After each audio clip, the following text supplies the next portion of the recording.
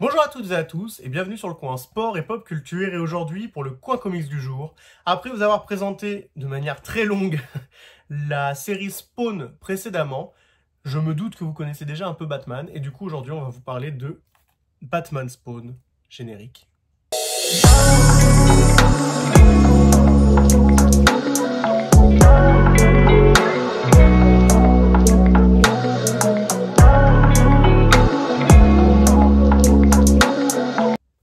Alors Batman Spawn, qu'est-ce que c'est? C'est très simple, c'est un crossover, donc un crossover, pour ceux qui comprennent pas, c'est un peu comme Alien versus Predator, les choses comme ça, c'est quand on prend deux personnages iconiques de la pop culture, ou pas forcément iconiques d'ailleurs, mais deux personnages connus de la pop culture, et qu'on les met dans un même récit pour les faire se rencontrer.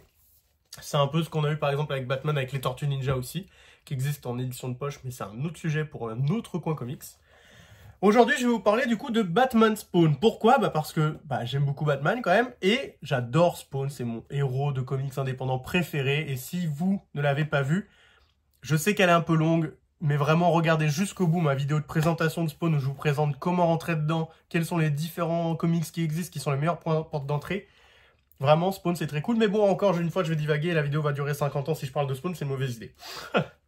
Donc, pourquoi, moi, je vous recommande Batman Spawn? Alors, c'est pas pour le récit, parce que qu'on soit clair, hein, le récit de Batman Spawn, c'est un crossover. Les crossovers, c'est très rarement des grandes réussites scénaristiques, hein, parce que de base, de toute façon, pour réussir à faire cohabiter deux personnages qui viennent d'univers différents, le concept de base est un peu foireux. Hein.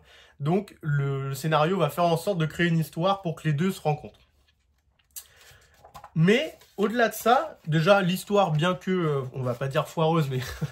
bien que, on va dire, tirée par les cheveux pour se faire rencontrer les deux, elle est très sympa, elle se suit très facilement. Globalement, vous n'avez pas besoin d'avoir lu de Spawn dans votre vie ou de Batman plus que ça. En plus de ça, au début, Urban, ils vous font un gros résumé si vous voulez vraiment lire pour que ça puisse vous remettre dans le contexte. Par contre, ce qui est cool, c'est que Batman Spawn, c'est dessiné par Greg Capullo. Capullo, je sais pas comment on dit, moi je dis Capullo, mais on dit peut-être pas comme ça. Et Greg Capullo, c'est quelqu'un qui a dessiné les deux séries. Donc il a dessiné après Todd McFarlane le personnage de Spawn, et il a dessiné Batman dans les débuts des années 2010, dans un run très populaire, voire un peu même maintenant culte, qui est devenu La Cour des Hiboux. Donc c'est un peu cool de mettre sur ce personnage-là le dessinateur qui a dessiné les deux persos. Et par exemple, hop, je vous donne un ordre d'idée.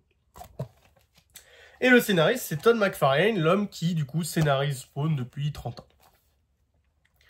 Au-delà de ça, cette édition, elle est cool pour moi. Alors, en effet, j'ai vu des gens s'en plaindre parce que c'est une édition où il y a 176 pages.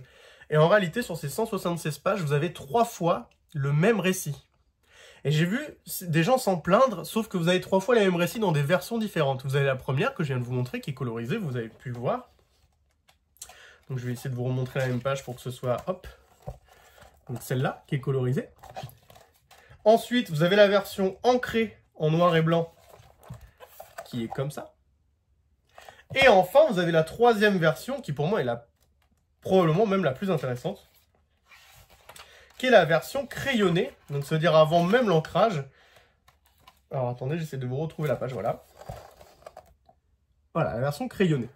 Pourquoi moi, perso, je trouve ça vraiment super cool, et que du coup, je trouve que la critique d'avoir fait ça comme ça est pas pertinente, mais qu'en tout cas, moi, je ne la considère pas comme un bon argument, c'est que je trouve que ça permet vraiment aux gens qui n'ont pas l'habitude de comprendre comment fonctionnent les comics et la méthode de fabrication, de voir l'évolution, en fait, des dessins.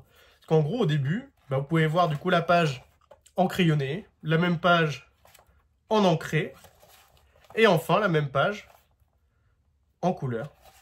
Et moi, juste pour ça, je trouve ça déjà super cool. Rien que pour le côté pédagogique, de voir comment ça fonctionne étape par étape, de voir le travail de chacun, parce que les comics, c'est pas juste un scénariste et un dessinateur. Vous voyez, il y a un scénariste, donc je sais pas si ça va bien se voir à la caméra. Il y a le scénario de Todd McFarlane, le dessin et l'ancrage de Greg Capullo, l'ancrage additionnel de Jonathan Glapion, les couleurs de Dave McKeag, et donc, mine de rien, un comic, ça demande à beaucoup de gens de travailler dessus. Donc c'est pour ça, si souvent on me parle du prix, en me disant que les comics c'est trop cher, et très franchement, et moi aussi j'en parle, donc de temps en temps c'est vraiment trop cher, notamment chez Panini et Marvel. Mais quand même, il y a quand même beaucoup de gens qui bossent dessus, c'est des très belles éditions, et vous avez des pages couleurs qui coûtent très cher à imprimer de nos jours. Donc là, l'édition que j'ai d'ailleurs, par ailleurs, c'est une édition avec une couverture limitée collector qui est dessinée par Jason Fabok. Donc je sais pas si vous l'aimez, moi je la trouve très belle, je l'avais déjà en VO et je la trouvais déjà sublime. Si vous voulez acheter l'édition de base, la couverture que vous aurez, c'est celle-ci. Voilà. Qui est très belle d'ailleurs, et si vous pouvez le voir, je vais essayer de vous tourner. Hop, j'ai même le poster là-bas. Voilà, désolé pour ce petit moment de freestyle. Et donc voilà, Batman Spawn, c'est très sympa. J'ai pas besoin d'épiloguer très longtemps, parce que le récit fait que 52 pages, donc au bout d'un moment, sinon ça va vous spoiler. Donc c'est vrai que si vous vous attendez à avoir un récit qui va vous prendre longtemps à lire, ce sera pas trop le cas. Par contre, vous allez voir une histoire très sympathique à suivre, en tout cas, qui est dynamique, qui est très bien dessinée, et où vous allez pouvoir voir en plus tout le travail artistique du crayonnage, de l'ancrage et de la couleur.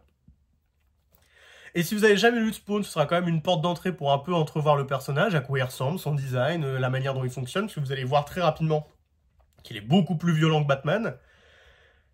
Et voilà. Et en plus, vous avez beaucoup de bonus à la fin, comme je vous ai dit. Vous avez pas mal de couvertures qu'il y avait eu en VO, parce qu'il y en avait vraiment beaucoup. Vous avez vraiment du... Moi, vraiment, je trouve que c'est une édition très qualitative. Hein. Et en plus de ça, voilà, là, vous avez par exemple la couverture qu'avait fait Todd McFarlane en VO. Vous avez la couverture de Jim Lee. Voilà, pareil, les 3 étapes, le crayonnage, l'ancrage et la couverture. Donc moi, vraiment, je trouve que c'est une très bonne édition, très sympathique. Et moi, je vous recommande Batman Spawn. Je crois que ça coûte... en vrai, je crois que l'édition que j'ai, moi, elle est à 22 €. Et il me semble qu'elle est à 18 €, 19 € l'édition classique. Ce qui, en soi, est vrai, est un prix. Mais vraiment, c'est très sympathique. Dans une collection, pour moi, ça à avoir, parce que je pense que Batman Spawn, dans 5 ans, vous le trouverez plus.